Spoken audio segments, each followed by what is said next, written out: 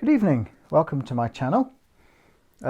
Today's story is the 49th, I believe, that I've written in lockdown. This is 1,000 words long, back to my standard length of story.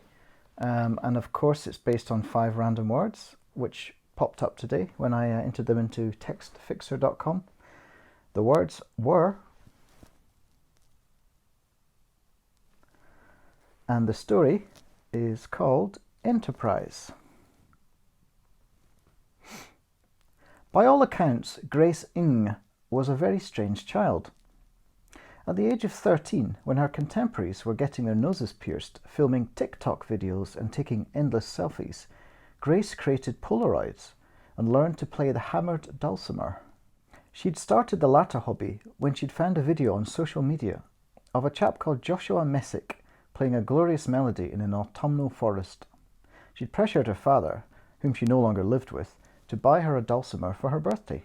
"A what?" he'd said, perplexed. "A hammered dulcimer. It's like a harp on its side," she'd explained.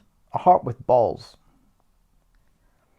After much emotional blackmail, Don Ng had given in to Grace, generally the safest course of action in any confrontation with his impetuous, headstrong daughter.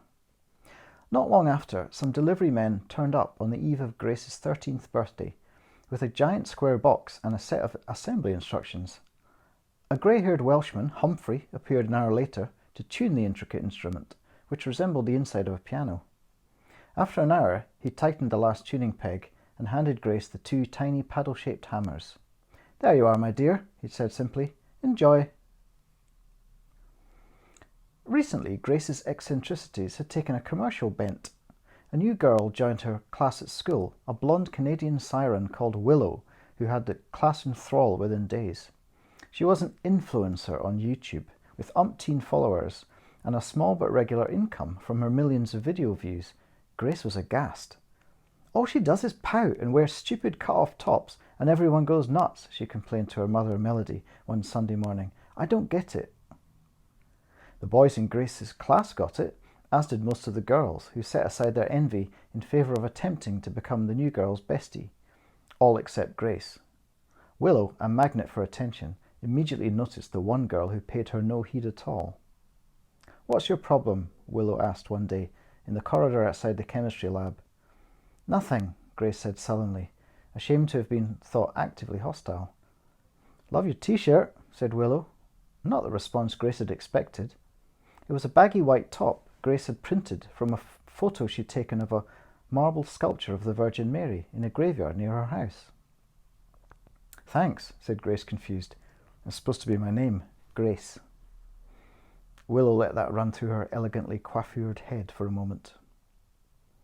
"A photo of your name on a t-shirt," she mused. "You can monetize that, I'll bet." Grace laughed, but Willow didn't appear to be kidding. "Seriously, take one of my name and I'll wear it on my channel." Mr. Bellamy called them into class. Grace thought about what Willow had said. It was ridiculous. And why was the new class idol trying to ingratiate herself with Grace? Then it hit her. She thinks I'm cool.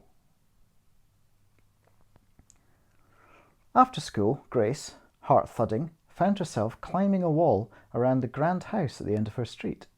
A river ran through its garden, and there were willow trees along its banks. She'd spied them through the fence. The only place she could get a decent shot of the river and the biggest of the trees was from the top of the wall. Grace heaved herself up and tottered to her feet, looking around to make sure nobody was watching. The coast was clear. Grace leaned out to take her photo. As she tried to climb down, one of her booted feet slipped on some ivy, and she tumbled back, her fall fortunately broken by something flexible and metallic. Grace slid off the bonnet of the vintage Bentley as its driver skidded to a halt and ran to see if she was okay. She escaped with bruises and embarrassment, but the following day the elderly owner of the Bentley turned up at Grace's home with an invoice for £400 for a replacement car bonnet. The dent had proved impossible to beat out, and a replacement part had been sourced. Melody Ng sighed as she took down the man's bank details and promised to forward the cash. Grace was grounded for a week, so she concentrated on her Mixolydian scales and got busy online. 1 week later, another delivery man appeared at Ing's house, this time with a small parcel. A t-shirt that Grace had designed and ordered online from the scanned Polaroid of the willow tree. It was beautiful, and as Grace had hoped, Willow loved it. The video in which the teen influencer wore Grace's creation garnered 945,000 views. My friend Grace makes these amazing teas based on your name. Message me and I'll put you in touch. Willow had not consulted Grace about this last part, but Grace was delighted. Willow forwarded her 27 requests in the first week, and they settled on a fair price of £25 per bespoke t-shirt, including £5 commission for Willow for each one. Some of the names were more challenging than others, but that's where etymological websites proved very useful indeed. Bertie, a raven on a fence post. Catherine, a spinning firework. Bob, a reverse shot of a girl with a chic hairstyle. Sarita was a real challenge. Apparently it meant, remarkably, love is pain.